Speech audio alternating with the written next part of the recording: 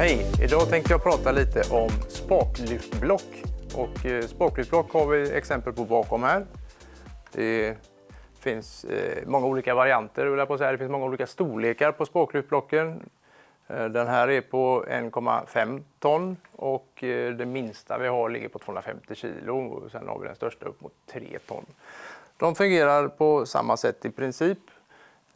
Från 750 och uppåt så är det en serie som jag tänkte vi skulle gå igenom här och nu hur de fungerar. Innan vi går in på funktionen så tänker jag att vi pratar lite grann om säkerhet. Vi jobbar ju här med lyft och då gäller det att veta vad man gör. För det är lätt att det går fel när man tänker att jag ska vara och så går det snabbt och så blir det lite tokigt. Därför så finns det för alla de här redskapen bruksanvisningar. Läs dem. Där finns väldigt mycket matnyttig information. Dels om hur man jobbar med lyft generellt och specifikt vad som gäller just för den här produkten. Innan man börjar använda spaklyftblocket så gäller det att kolla upp att det är helt okej. Alltså ska vi göra en inspektion och det gör man alltid före man börjar använda det. Varje dag så ska man kolla redskapet och helst före varje dag användning också om det är tillämpligt. Och då kollar man helt enkelt att det är helt och rent, att krokar och kättingar inte har några skador. Kättingen ska inte vara vriden eller förlängd eller vara böjd på något sätt. Kroken får inte ha några hack eller att spärren för den delen på kroken är skadad. Och då gäller det bägge krokar, både den som sitter längst ner och den som sitter längst upp som du då har hakat fast redskapet i. Skulle det vara så att ni upptäcker något fel så ska ju redskapet tas ur bruk och så ska det gås igenom av någon som har lite mera erfarenhet och kunskap om redskapet. Kan ju med fördel kontakta leverantören av spaklyftblocket i det fallet. I bruksanvisningen finns det reservdelslista, men det finns också tabeller på mått. Om man öppnar ett sånt här redskap, vilket du kanske inte ska göra, men den kompetenter som du lämnar redskapet till för den mer djuplodande inspektionen kan då titta i bruksanvisningen och där har man då måttuppgifter på slitage. Är grejerna för mycket slitna och då får man beställa nya redskap. I bruksanvisningen finns också, som jag kallar det för en felsökningstabell, där man kan då gå in och titta på om någonting verkar lite skumt, så kanske just det felet eller den situationen finns upptagen där och då kan man få hjälp med hur man löser just det problemet.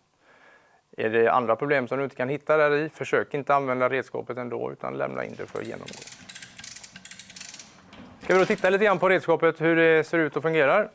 Här har vi växelväljaren som är då ner åt det hållet, upp på det hållet och neutral. Men det neutrala har ingenting med kättingen att göra i sig utan det har med spaken att göra. Så nu i neutralläge så är spaken neutral men lasten är låst. Ska vi få kättingen neutralt, alltså friläge, så gäller det att dra ut den spärren. Och då blir samtidigt den här klacken låst där så. Nu är kättingen låst. Tänk på att när du har det här friläget så finns ju ingen säkerhet kvar här.